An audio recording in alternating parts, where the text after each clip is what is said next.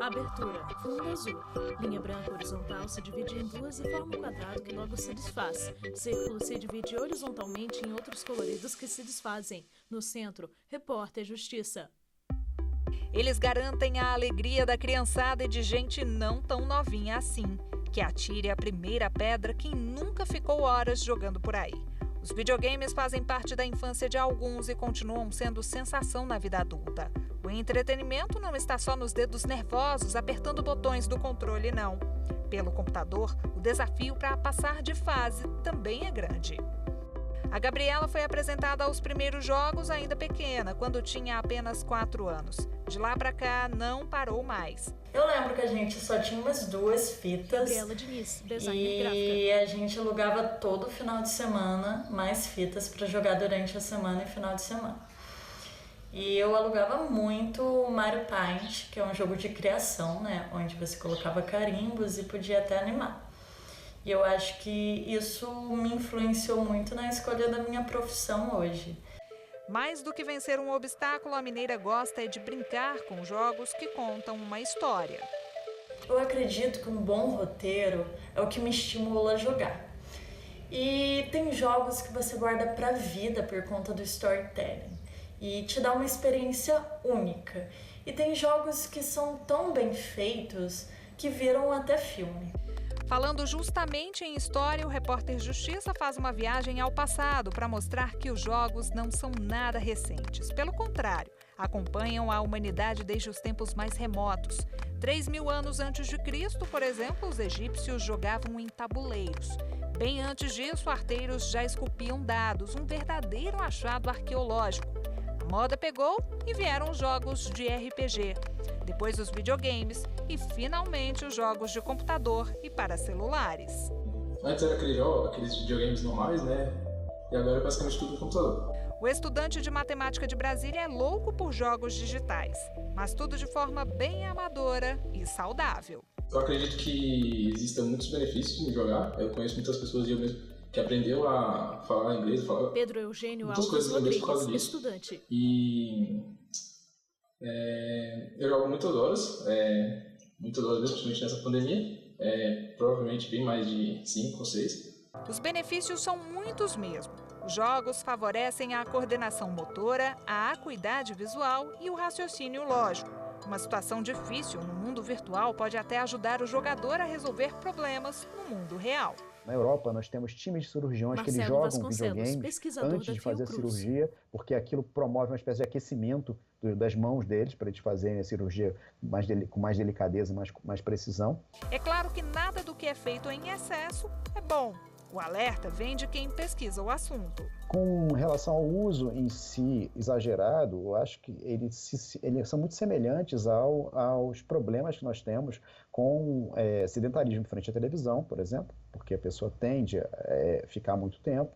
E nós temos, no caso de manipulação principalmente de computador, o mesmo problema também que existe com pessoas que trabalham no computador o tempo todo. Elas têm que ter um cuidado de estender os músculos, de não ficar o tempo todo usando mouse e teclado, porque senão elas começam a ter uma tendinite. Esses seriam os problemas principais do uso, de fato. Seriam os problemas mais biomecânicos de você estar usando os jogos numa frequência muito grande. Francisco também adora um jogo virtual.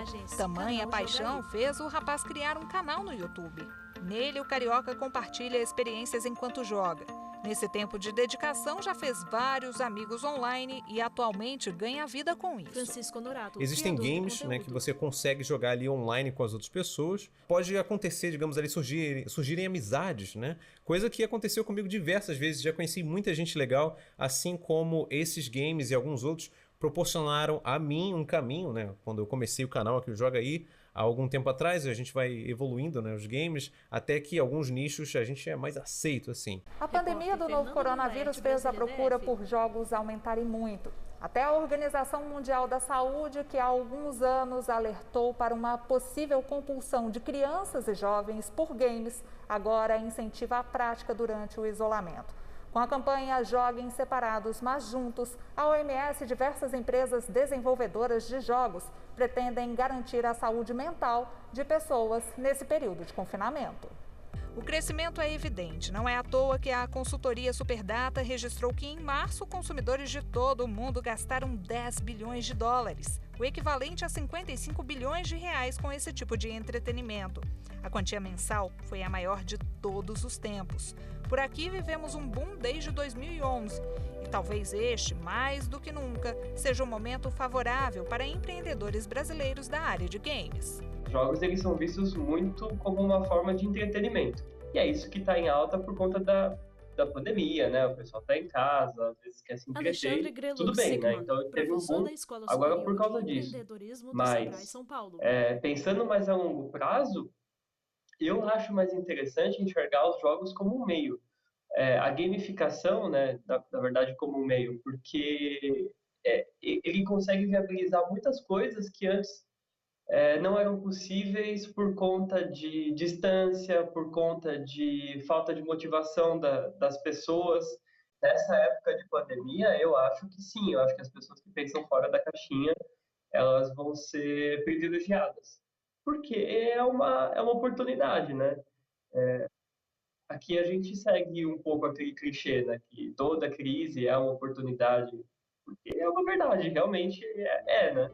Hoje no Brasil há 375 empresas desenvolvedoras de jogos. Mais de 70% delas são de pequeno porte. Ainda assim, já estamos bem perto de sermos um dos melhores do mundo. A chave de pensar fora da caixa é estar atento aos problemas que aparecem para as outras pessoas e você utilizar o seu know-how tecnológico para resolver aquele problema. Acho que é que está pensando fora da caixa. Só que para se aventurar nesse ramo é preciso ficar atento à legislação. A Lei Geral de Proteção de Dados, aprovada e sancionada há 2 anos, é a que rege a indústria de games.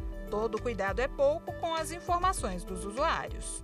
Qualquer pessoa, autônomo, profissional liberal, assim como qualquer empresa, instituição, associação, órgão público, qualquer entidade que trate dados pessoais, estará submetida às regras da LGPD.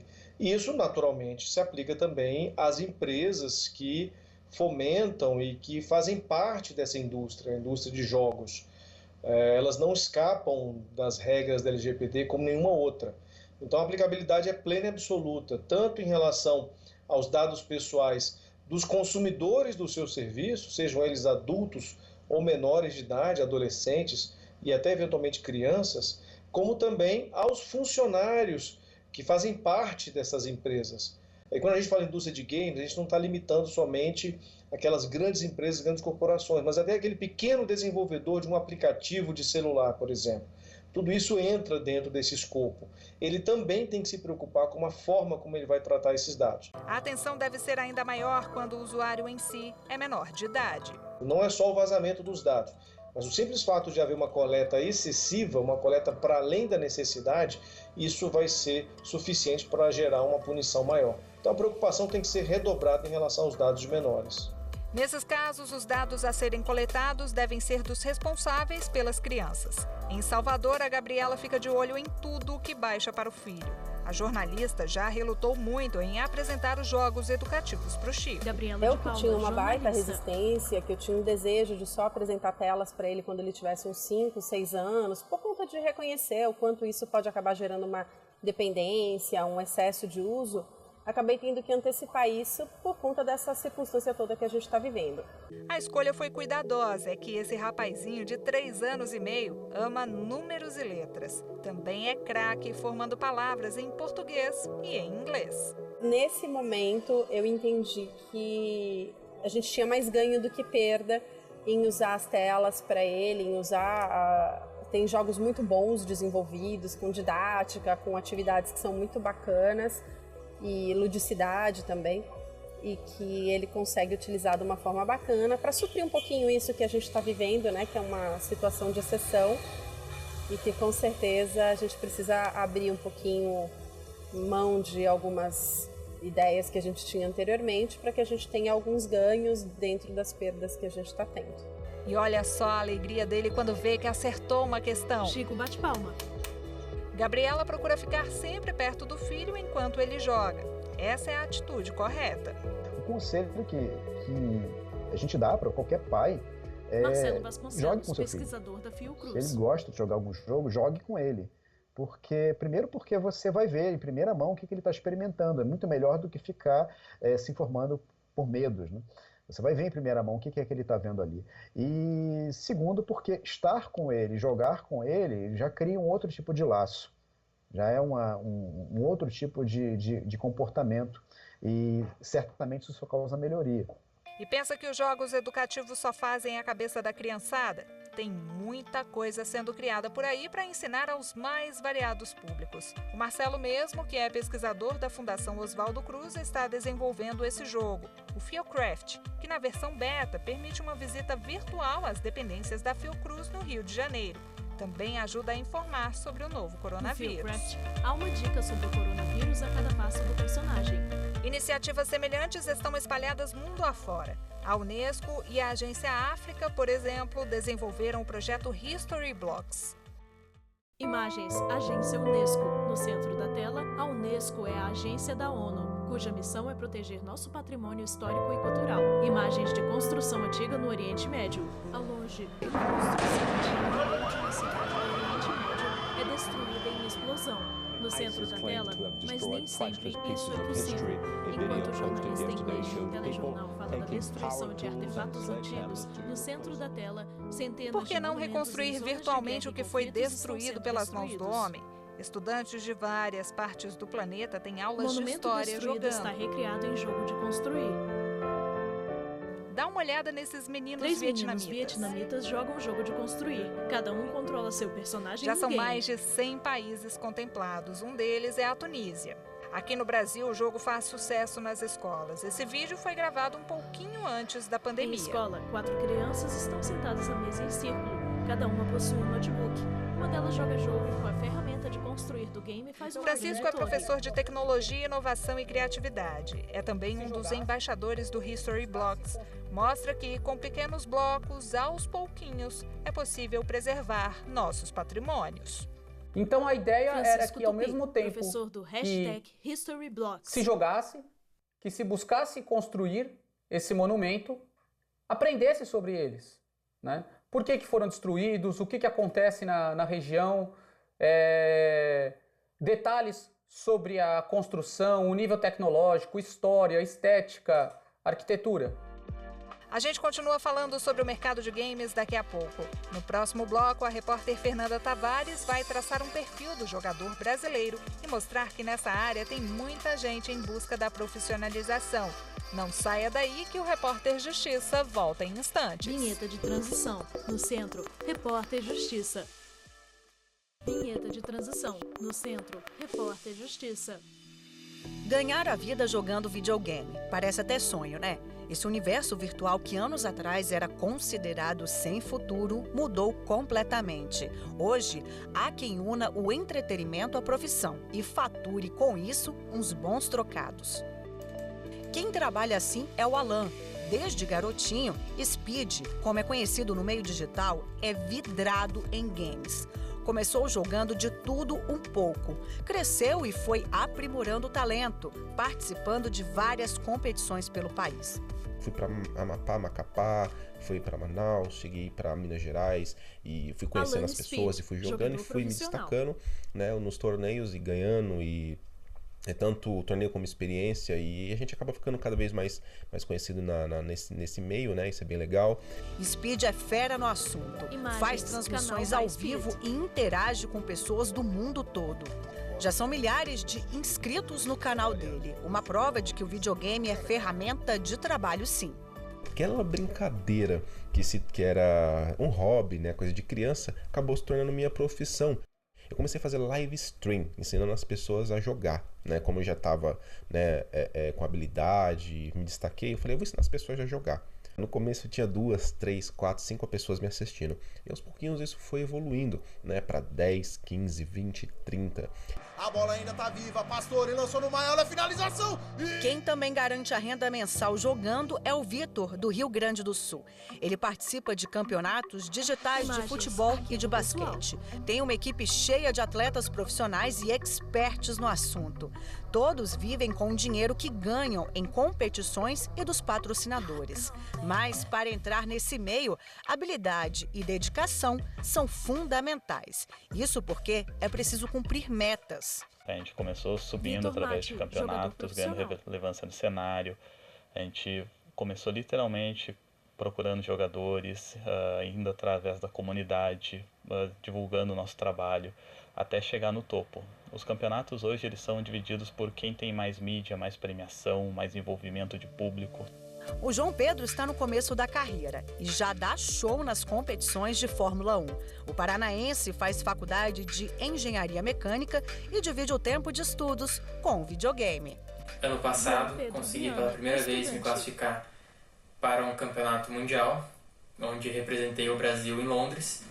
E no começo do ano de 2020, consegui novamente me classificar para o Mundial.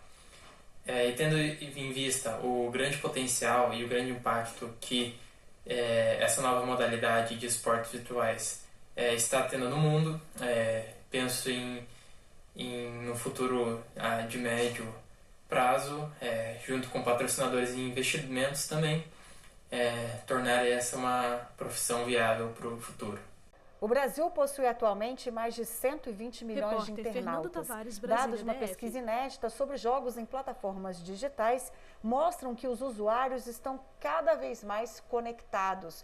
O país é o único da América Latina entre os 5 maiores do mundo em quantidade de usuários.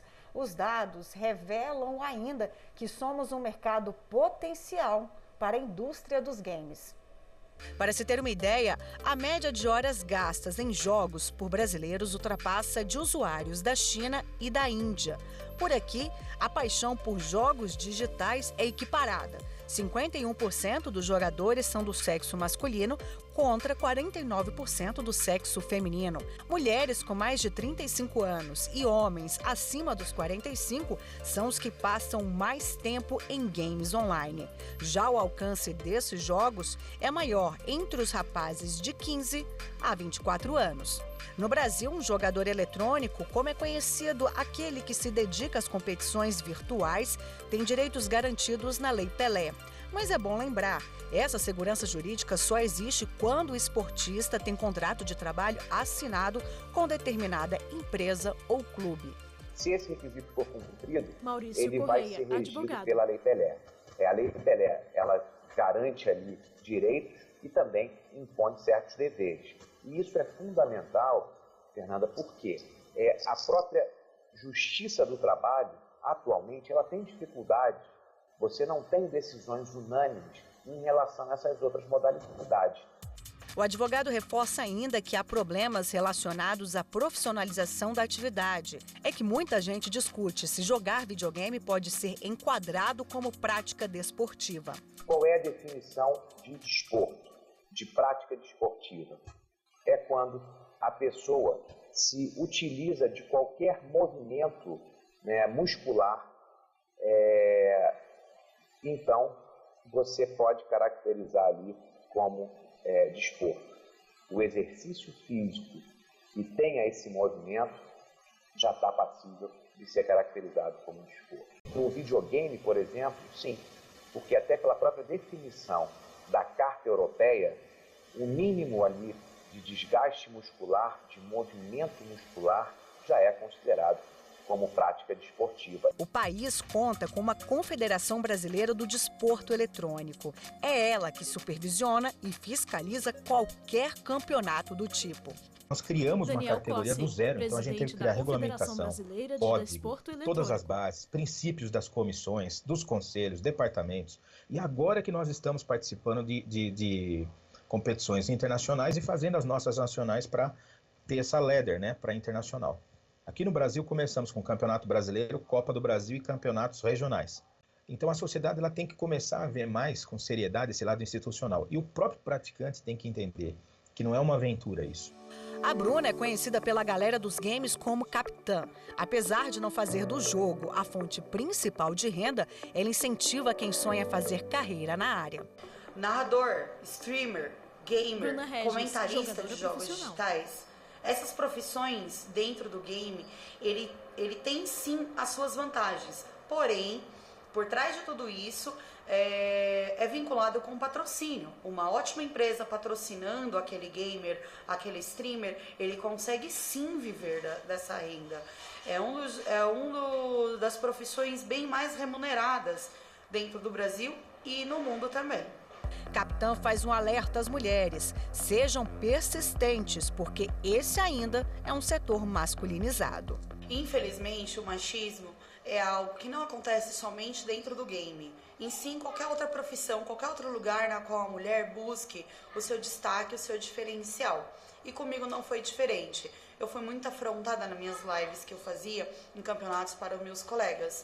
A seguir no Repórter Justiça, você sabia que no Brasil existe faculdade de games? É isso mesmo, é possível se especializar na produção e na comercialização de jogos. E mais, como evitar o plágio na área. É daqui a pouco, não saia daí. Vinheta de transição. No centro, Repórter Justiça.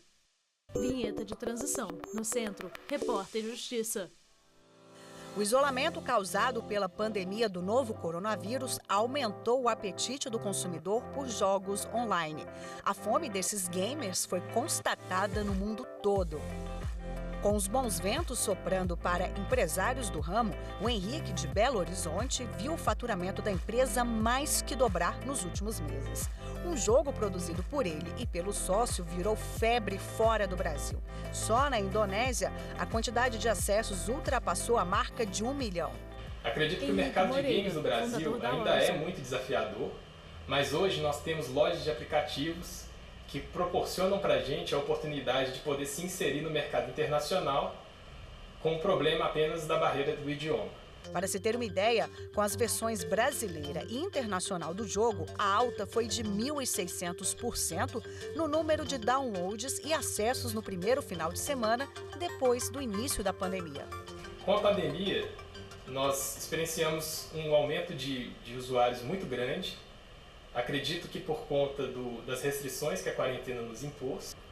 E com isso as pessoas procuraram alternativas para poder se distrair junto com seus amigos e familiares. Apesar de toda essa situação, acredito que o nosso papel tem sido muito importante e gratificante nesse sentido, de saber que nós estamos trazendo um pouco de distração para as pessoas nesse momento tão difícil. O Brasil, por exemplo, já é o 4º maior consumidor de videogames do mundo. O crescimento significativo nos últimos anos foi o que motivou a Maitê a cursar a Faculdade de Desenvolvimento de Games. Eu entrei no curso de jogos porque nele eu vi a possibilidade de contribuir positivamente para a sociedade de uma forma que fosse divertida e cativante. O profissional que se forma em jogos digitais, ele está apto para trabalhar com modelagem e animação 3D, programação, game design e até mesmo roteirização. Quando eu terminar o meu curso, eu pretendo continuar me especializando e sempre procurando projetos para poder participar, que é isso que o estudante de jogos mais faz. De olho no bom momento, esta dupla de produtores de games decidiu desenvolver 2 produtos assim que saiu da faculdade. A Diversão traz um conteúdo sobre as questões negras do Brasil. Entendendo a indústria, a gente começou a perceber que a gente não se sentia representado pelas narrativas que a indústria apresentava na perspectiva de pessoas negras, porque sempre era algo estereotipado e colocavam as pessoas negras no background, não dando valor à história que ela tem. Então, quando a gente se deparou com isso, a gente sentiu a necessidade de a gente contar nossas próprias histórias, porque o Brasil, principalmente, é um país muito diverso e a gente sabe que, tendo 56% de população negra, é necessário que elas possam ter sua voz para contar histórias, seja no games e na indústria audiovisual como um todo.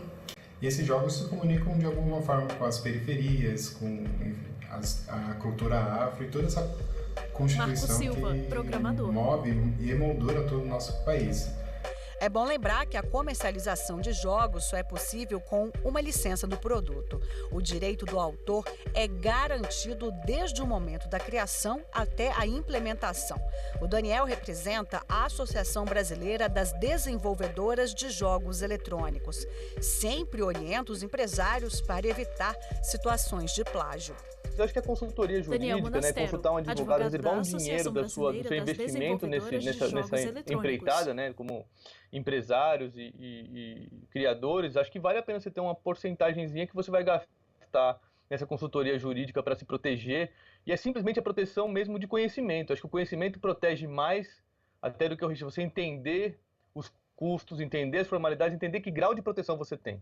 Nesse sentido, a Lei 9.610 de 1998, mais conhecida como Lei de Direitos Autorais, protege as relações entre o criador da obra e todos os indivíduos que consomem os games. Aquele que usa o jogo do criador sem a devida autorização está sujeito a punições.